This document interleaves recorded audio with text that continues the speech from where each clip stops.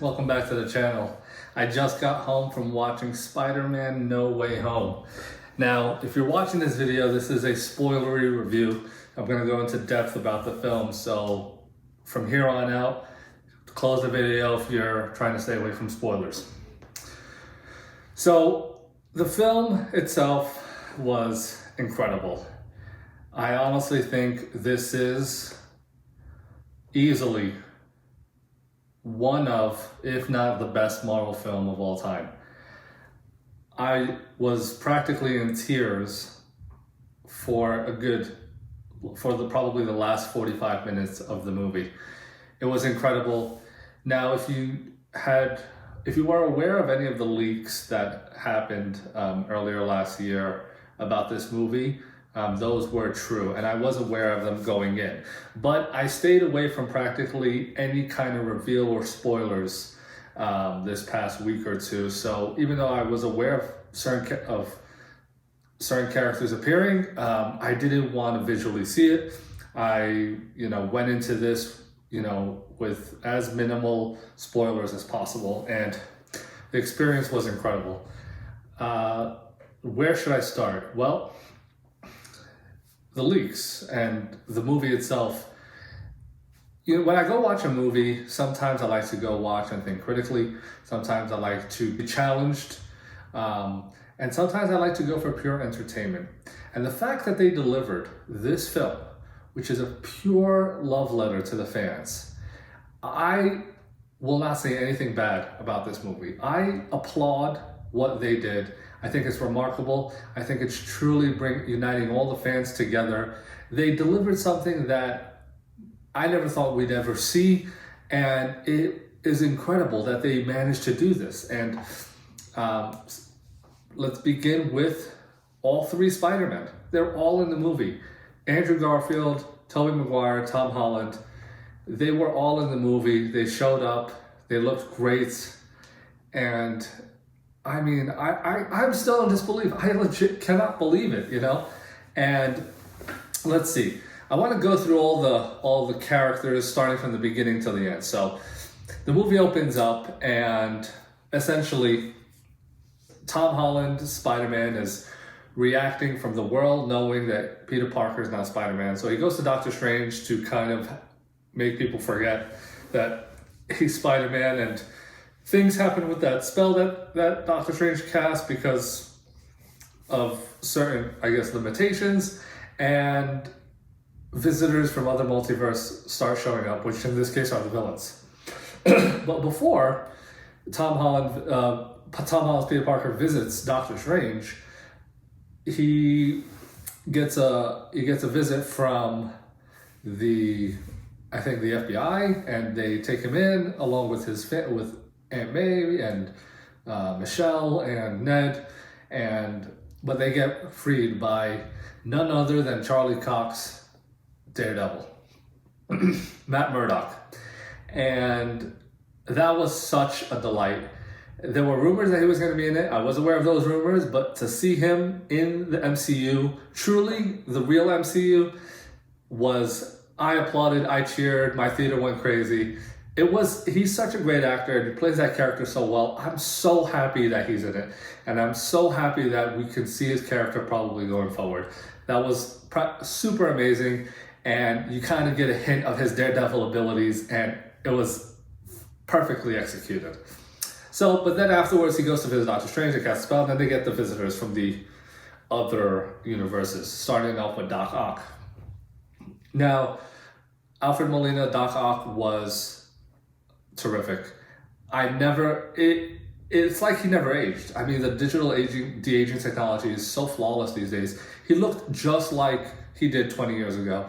The actor truly acted his performance perfectly. Doc Ock even though he's a villain, he's essentially not really a bad guy. He just can't control some of his the mechanical arms that he has, and they kind of manipulate his mind. And that was one of the premises of the movie, was that Tom Holland's Peter Parker was not a fan of Doctor Strange kind of trying to capture these villains and sending them off back to their universe because they'll all die if they go back. So instead, Tom Holland's Peter Parker wants to cure them, help them return to normal, and before sending them off, because that would therefore, I guess, keep them alive. And Doc Ock, has a really nice scene with Tom Holland's Peter Parker where his Peter Parker helps him regain control of the mechanical arms. And there was a moment there that was just really nice. And even in the very end, Doc Ock, he shows up and in the final battle, and you think that he's going to, turn on the Spider-Man, but he doesn't. He's on their side. And he has such a great wholesome moment with Toby Mcguire Spider-Man, where you can hear the Danny Elfman music, and that was just so incredible. And after Doc Ock, we have the Lizard is in the movie, who looks just like the way he did. Had some really awesome talking moments, and by the end of the movie, we get to see the actor who played him in the Amazing Spider-Man movies. I forgot his name, but that was really nice. We also get to see Sandman. Sandman was practically sand the whole episode in sand form, and they kept in line with his character in the sense that he was ready to help Peter as soon as he met him, even though it wasn't the same Peter Parker from his universe, and then he kind of just stayed neutral throughout the whole film. And at the end, we get to see the actor who played him, who also looked like he did like 10, 15 years ago, and had a nice moment with Toby Mcguire Spider-Man as well. So that was, talk about paying homage to the Toby Mcguire Spider-Man films. We also have Jamie Foxx's Electro, who was, I think, amazing, and no pun intended, but he was just so cool. His powers were fantastic. Kind of feel bad for him a little bit because he just doesn't want to go back to a life that, that he had in Amazing Spider-Man 2, which was kind of lonely and sad. And when they managed to cure him of his powers, he had a really nice moment with Andrew Garfield Spider-Man, and there was a little hint of Miles Morales in there, and it was just a really wholesome moment, and Jamie Foxx killed it. I wish if one villain stayed in Tom Holland's universe, I wish it was Jamie Foxx's Electro. I think he's really, really cool. They designed him really well, and he was fantastic.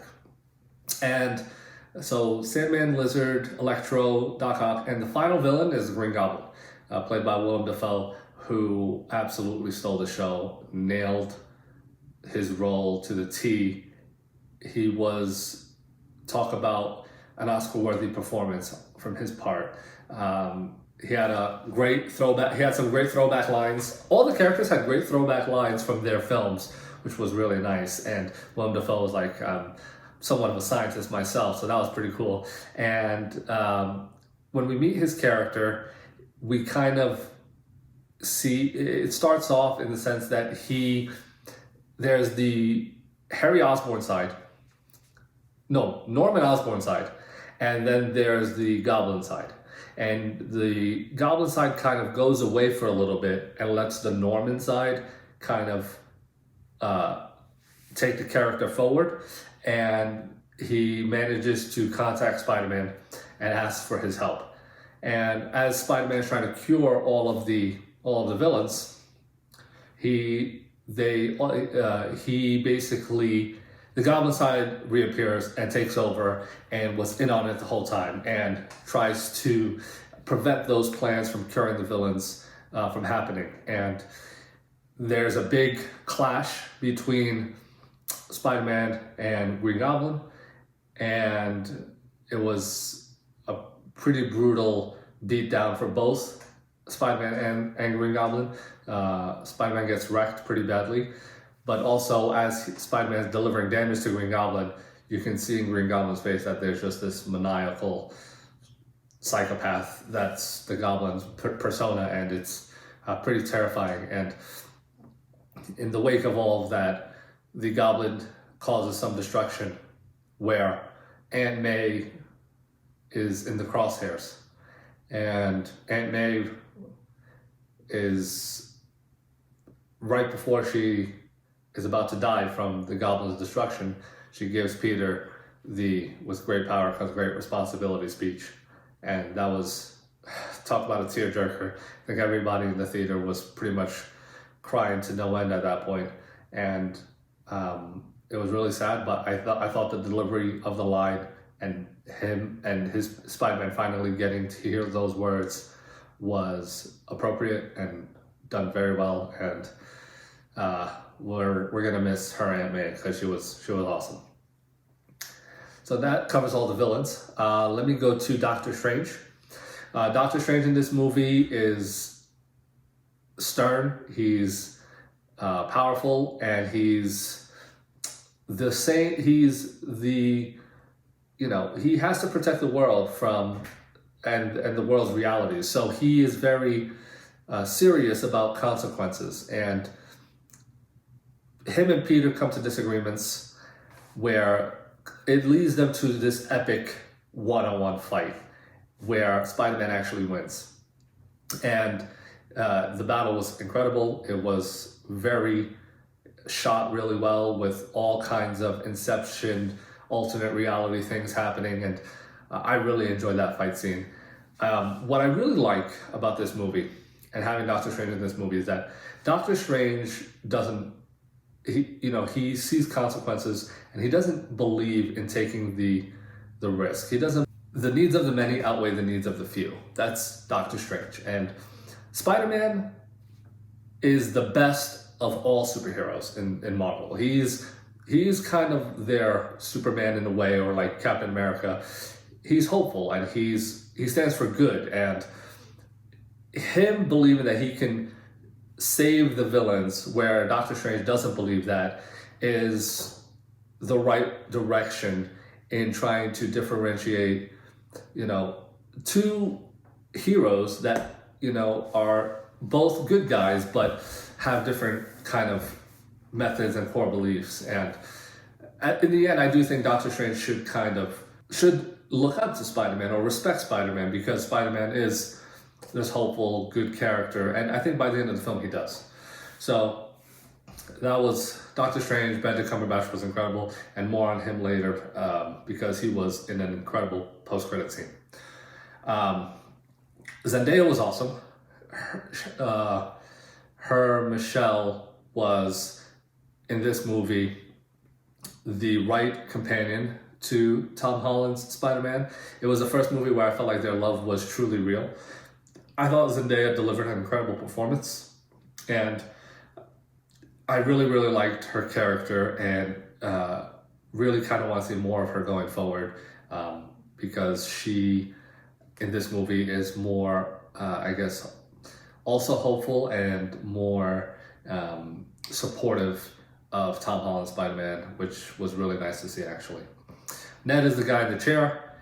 He was terrific in this movie. I'm glad that they gave him some power, some ability to use Doctor Strange's powers. He had a lot of cool moments for his character, and it would be. I was kind of hoping that by the end he would join the Sanctum Semporium, which I thought would be pretty cool.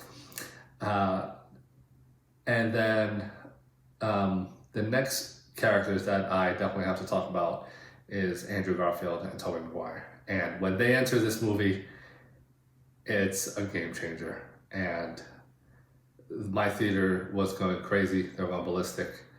This has been truly a treat to the fans. Thank you, Marvel. Thank you, Kevin Feige. Thank you, John Watts. I mean, they delivered something that really brings three different fan bases together, and it was so nice to see them come into the movie.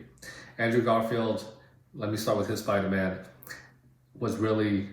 got his redemption arc in this movie. He was really optimistic, really cheerful, really likable, and you feel bad for his Spider-Man because of what he's lost. And him saving Zendaya in this movie, which he does, is full circle. The acting that he delivered, I mean, tears were coming down everywhere, man. And Andrew Garfield, I hope they bring him back for more Spider-Man 3, more Spider-Man installments. His interaction with the other two Spider-Men was incredible. He was just he admired, I guess you can say, both Spider-Man in such a optimistic and fun way. It was just really, really nice to see. And for Toby Mcguire, he is the elder statesman. He comes in and steals the show as well. And there's a scene where all of them are sharing kind of the stories of their losses.